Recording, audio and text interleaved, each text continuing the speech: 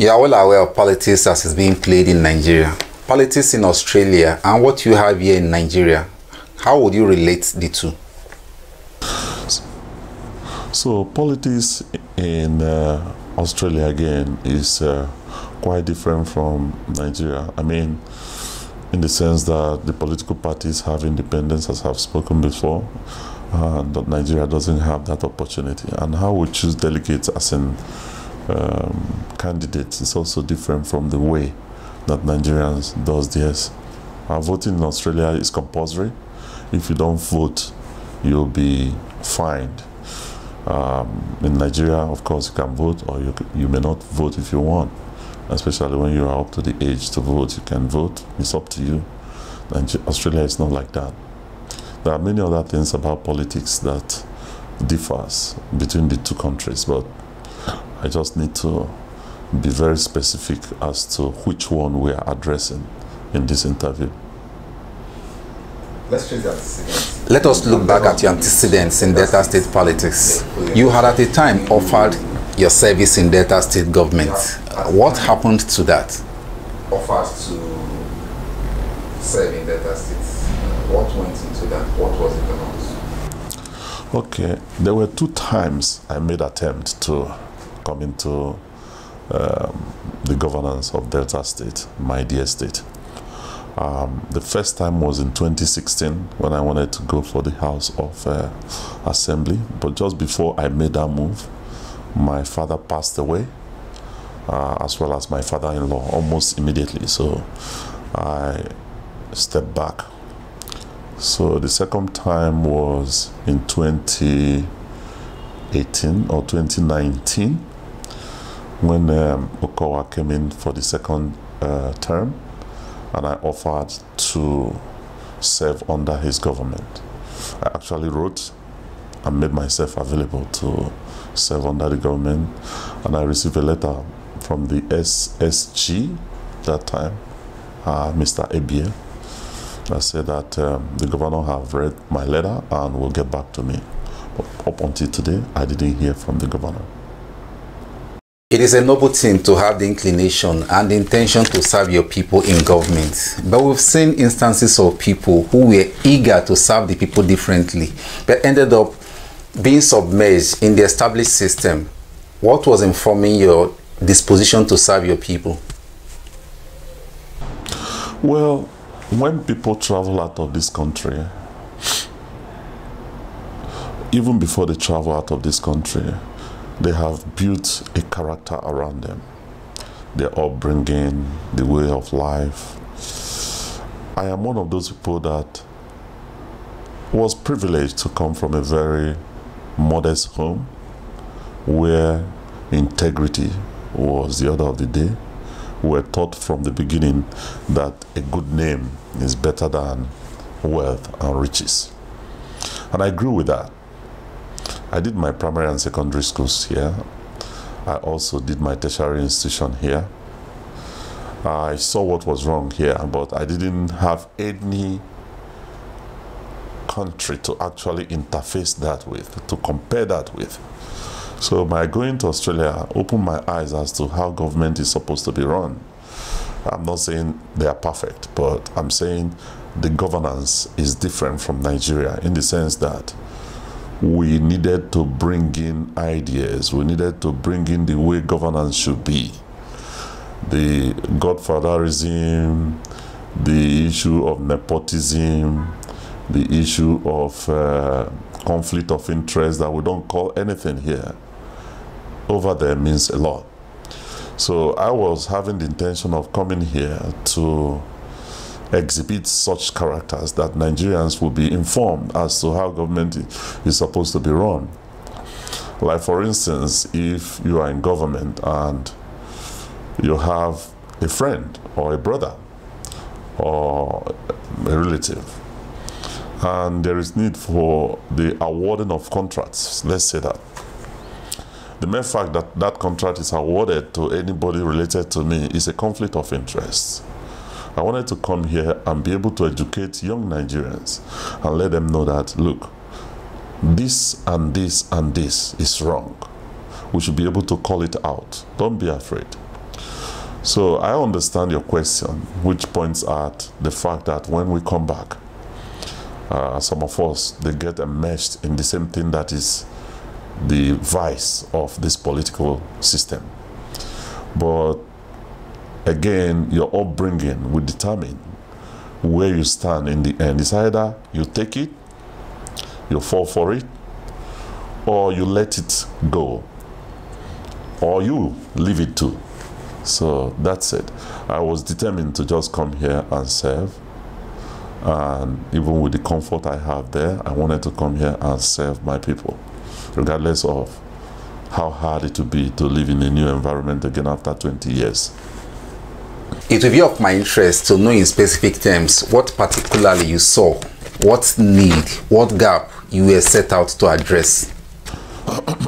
Well, personally, I have my dear state at heart. When you enter the Delta State capital, what do you see as a person? I'm not asking you the question. I'm just asking it. I'm opening it up for discussion. You should see a state that has one of the best for the country. A state that produces oil. A state that have allocation that goes in billions. But does it translate to Warri, for instance, or Asaba?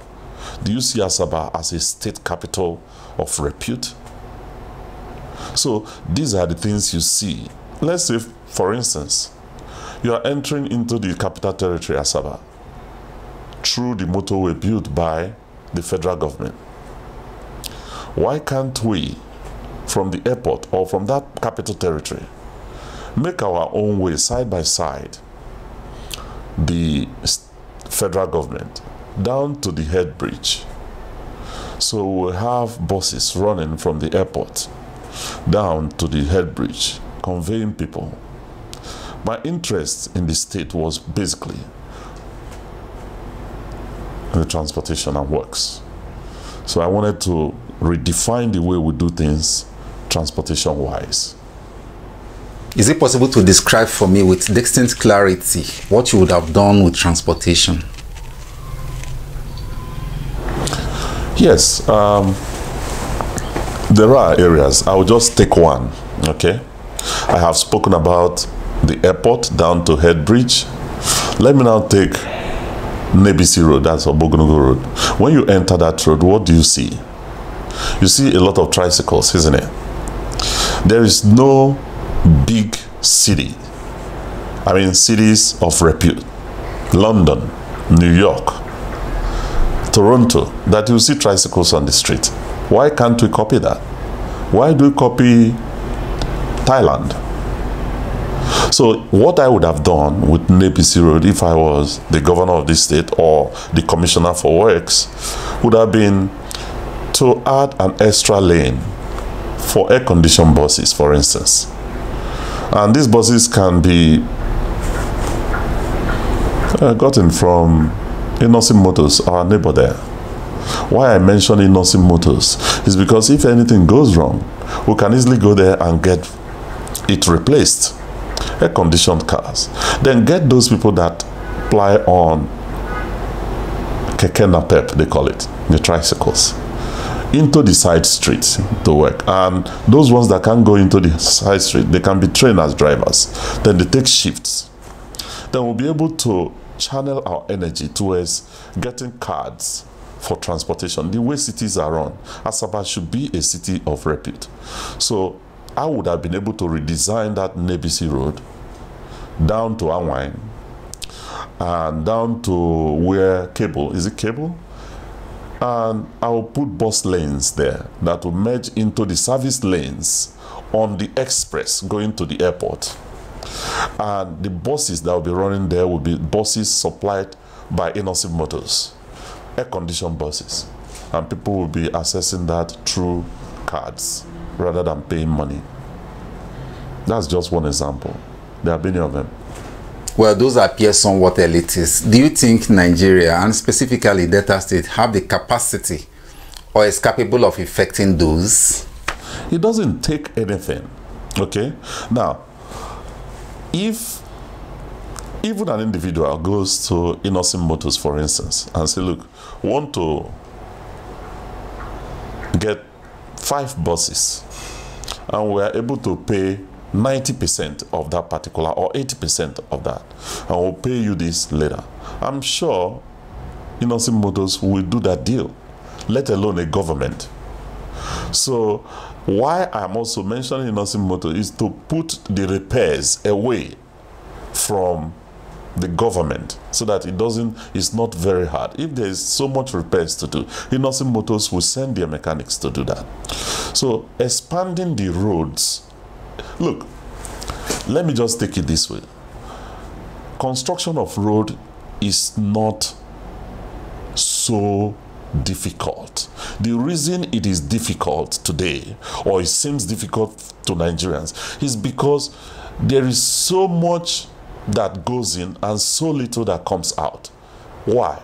We want to award big contracts to people that are our cronies, our friends, regardless of the fact that we have a lot of civil engineers that are roaming the street that will give us better roads, and we employ them by so doing.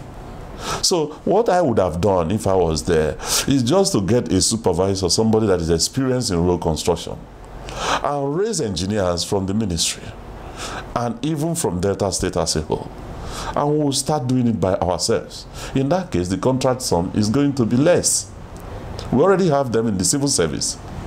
So why are we bringing half-baked contractors from maybe China or somewhere else to come and build for us?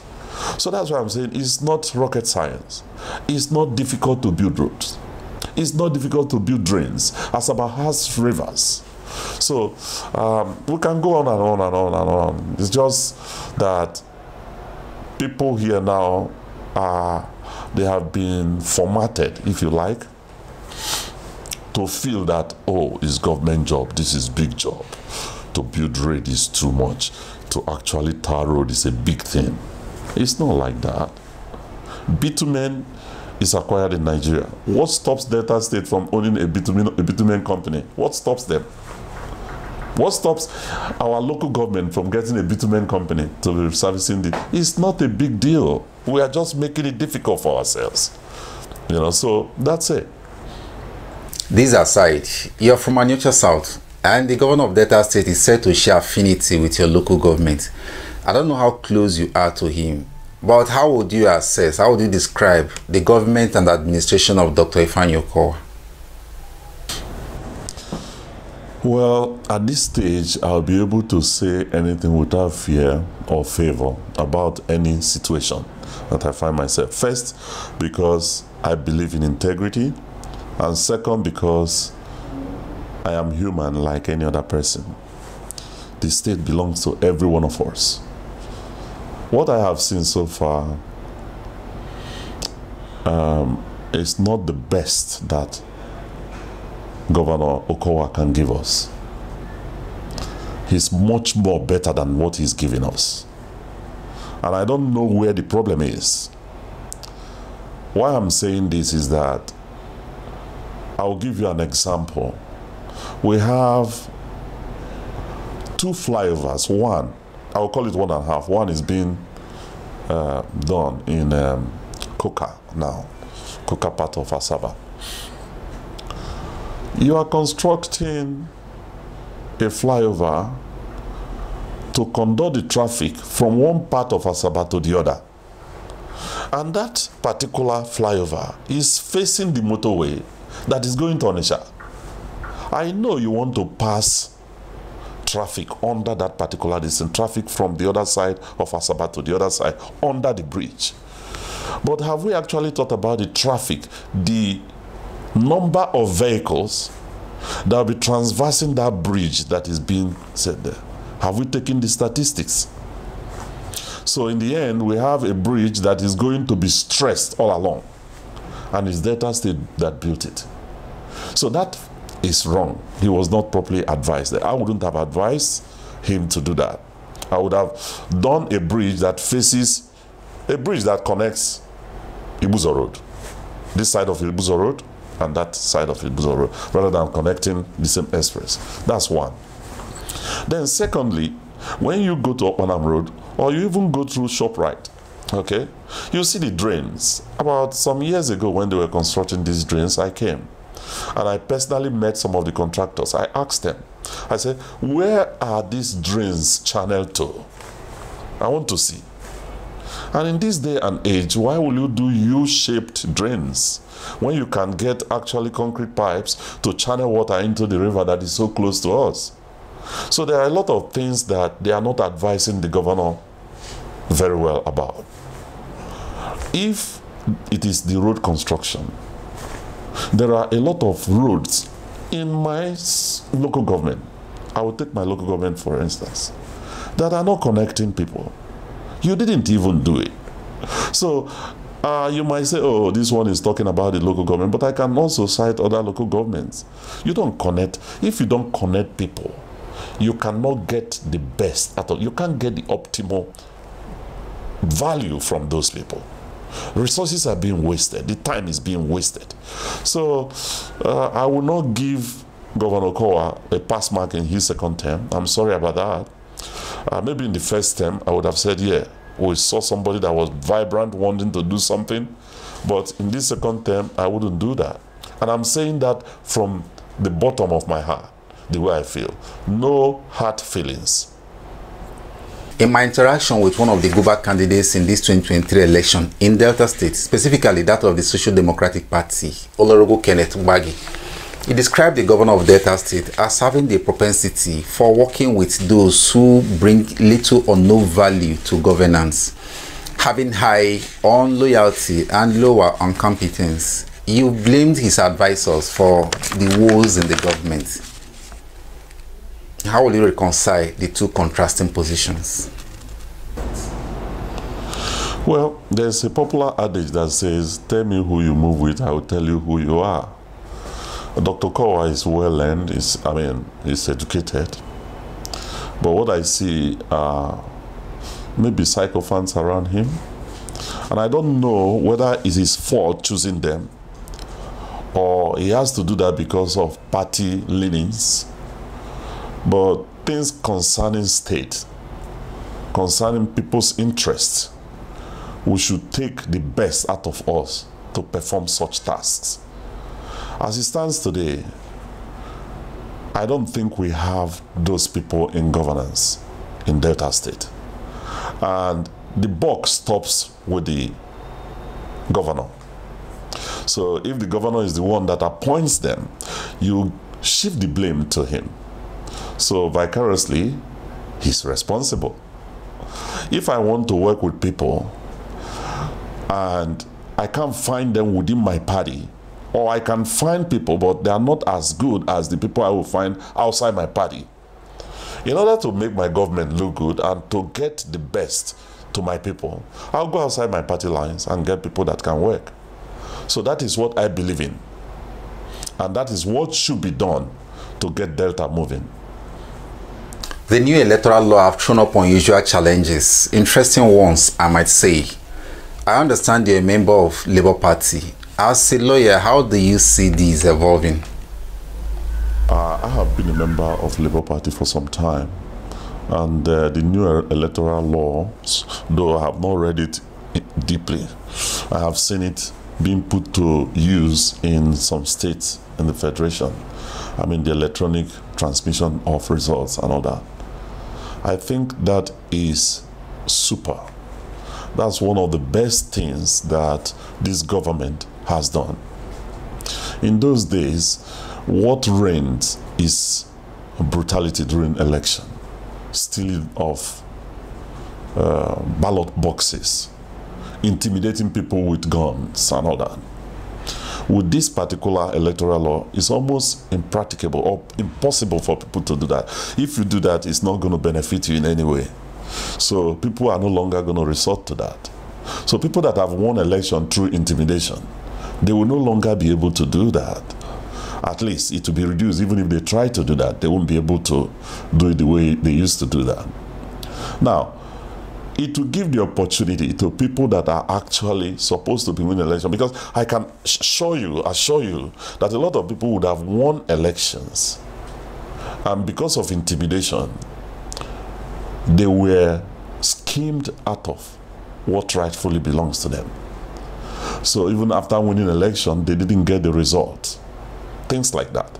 So with this particular, I would say, form of integrity that is being placed upon INEC, hopefully it works out all right in the presidential election. Everyone that wants to help this country, genuinely, will come out and eventually emerge when people notices what that person can do as the victor in most elections. So that's what is actually pumping fresh bloods into my party, Labour Party, as well as other parties that are coming. That's if they are willing to take changes. We have been under 24 years of PDP in Delta State. I don't think Asaba has fared well. I don't think Warri has fared well. I don't think even Agbo has fared well. So what are we talking about here? So that's it. We want to come for a new Nigeria. I want to change the way things have been done over time. It's going to take time. It's not easy to wriggle out power from people that are very determined to hold us to ransom. But we'll get there steadily, surely. From the much you have heard, from what you have seen, in your understanding of the man P2B, what do you think a P2B presidency will look like in Nigeria? Honestly, P2B is one man that I admire a lot, regardless of the fact that I am a member of the Labour Party. While he was the governor, he was impeached twice. I mean, people have heard this. He went to court twice and he was restored as governor of that state. When P2B was there, one of the things he did when he got there was to take account of every village, town and village in Anambra State. And he ran roads. I'm not just talking about roads that he gave to his cronies, good contractors. Every part of Anambra State was crisscrossed with roads. Tell me that state in this federation that have roads like that. Now, another thing again is that while he was in government, his personal assistant and some members of his cabinet were not actually from Anambra State. He's a true Nigerian. Okay? So, and this is a person that is not greedy. He's simple. When he's walking, you will see how simple he is. He doesn't go with an entourage. He goes on his own.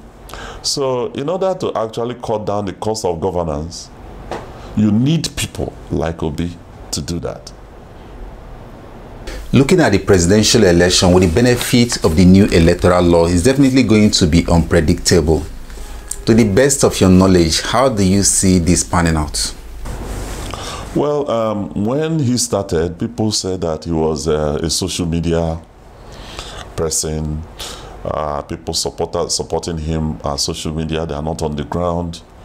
I think some of those people are eating their words now because Nigerians are tired. Obi may not be the Messiah, but I can assure Nigerians that Obi will put Nigeria on the right stand. Most Nigerians are tired. They are fed up with the way government is run. So you will see people coming clearly to tell Nigerians that we are tired of the way you have been running us. We need a new fresh blood. So that is where Obi has an edge over Tinubu and Atiku. Again, there are issues concerning PDP, for instance. Okay? They have party wranglings. I may bold to mention some of them here. One of them is the fact that the running mate for Atiku, that's our dear governor, had called us, the South, that it's our turn to be the president of this country. He held meetings, South governors, They held in Asaba. I think they met somewhere in the southwest as well. We put money into it. I'm sure Delta State money went into it. And what happened after all? You that was convening that now moved to become the running mate of a northerner, not even a South-South you were proclaiming. That is one. Then secondly, in your party politics, the same way you PDP people have ruled Nigerians, during your primaries, something played out there. There was somebody that was South-South, a governor from South-South that was already leading. Then just because you don't want that South-South government or presidency, one of your candidates stepped down and pushed every other person to that, so that that particular northerner can be there. I mean, it's not fair. So what Wike is fighting for is justified. Then when you go to APC, I'm just telling you how we came to this point that Obi is the man to beat in this election. We go to APC. What has APC brought to the table? It's okay. PDP pillaged this country. Okay? But APC came to save, isn't it? In the last 7 years, have we been better off? There are children roaming on the street. No school. Nigerians can hardly eat. The dollar today, what is it? From the time Jonathan left to this time, what's the dollar rate to Naira? So you are now coming to reinforce what failure has done in the 7 years? And besides that, you are bringing somebody that is a great-grandfather, which is not bad. Some people have their children very early. Somebody that his character, you can't actually, it's not clear. Everything about the man you are presenting as your presidential candidate is not clear. From his age, his names, where he comes from, everything. Where he lived in America, what he did in America. So all these things we need to know. Again, health issues. Do you still want somebody like, our dear Yaradua that was ill? That man had good intention for the country.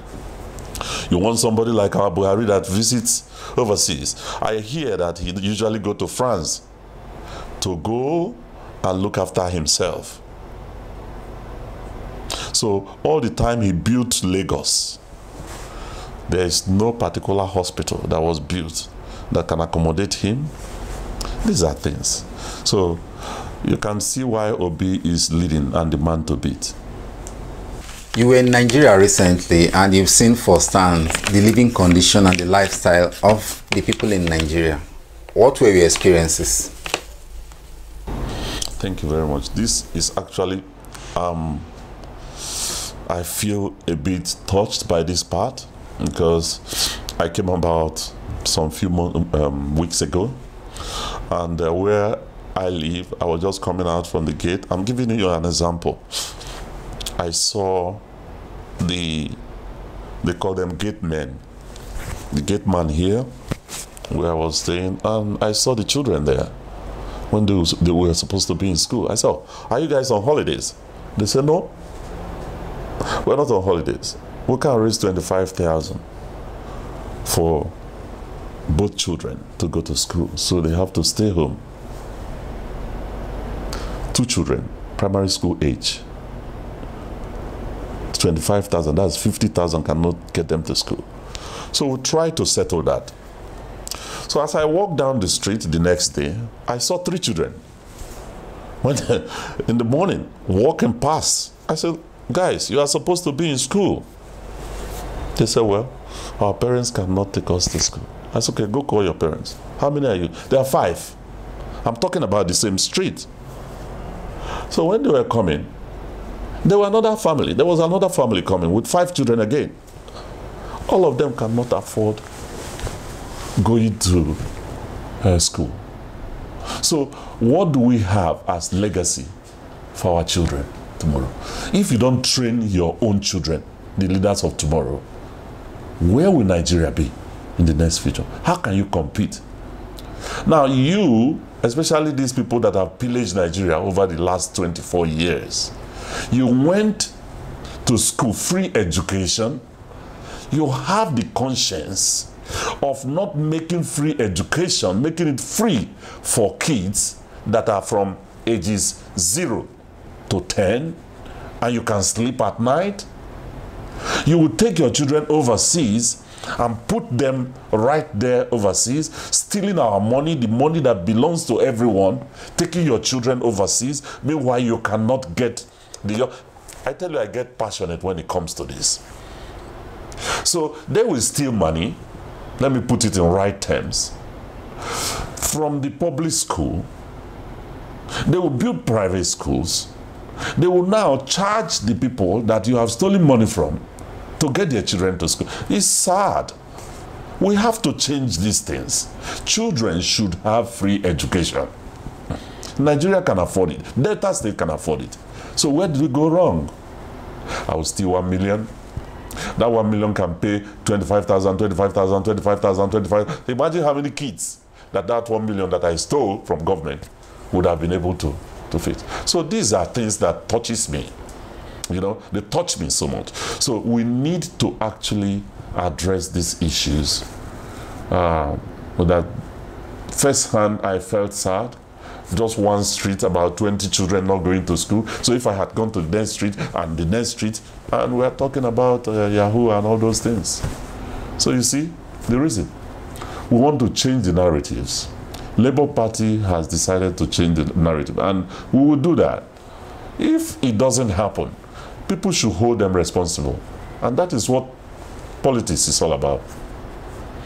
Before I let you go, the politics of 2023 has gone into the home stretch. What is your advice for the electorates in Nigeria, and especially Delta State? Okay, simple. People should come out en masse and vote for who they think will deliver them from this mess we are in.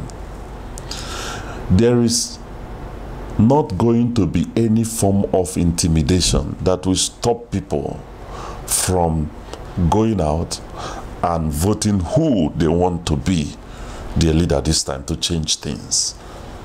Now, I will advise that if you had been discouraged in the past, you have felt disenfranchised by the godfathers and the people that think that our lives depend on them, I want to encourage you this time to stand up to them. Go and make your vote count for people that are ready to change this narrative. But I want to let you know that there are credible people that are under the platform of Labour Party that you can vote for, and you will hold them accountable.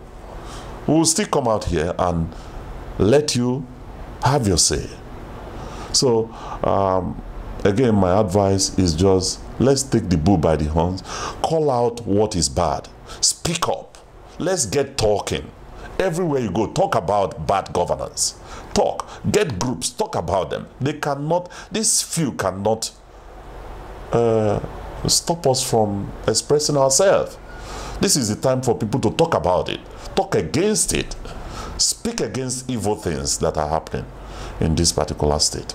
So get talking, go vote, your vote counts. That one vote might make the difference. Go and vote on the election day. The legion of you Nigerians in diaspora, most of you might not be able to cast your votes at the polls, at least this time. What are you doing to ensure that your voices are heard in this election? Well, you know, again, when this whole thing started, they said people are in diaspora, they don't have voting rights, you know, and all that. Even when Kenya and even Angola have passed laws enabling some people that reside in some countries overseas to vote, Nigeria has continuously let us down. The giant of Africa that should be taking the first role is now lagging behind because of the same people that want to hoodwink Nigeria. Well, the whole idea here is the fact that we, the diasporans, to our people at home. We let them realize that this time is different. We support a lot of people at home. These people that don't have money to go to school, they depend on our incomes to go to school. They listen to us when we tell them. We don't force them. We just tell them what to do, and most of them will do the right thing. So knowing fully well that it's coming from us, that we would have understood it. For instance, if I tell my mom or anybody related to me that, look, this person, I have judged that person to be a very good character, it's good to vote for that person. They're likely to come up and say, are they not all the same thing? Then you say, no, mom, or no, sister, or no, brother. This one is different. They're likely to listen to me.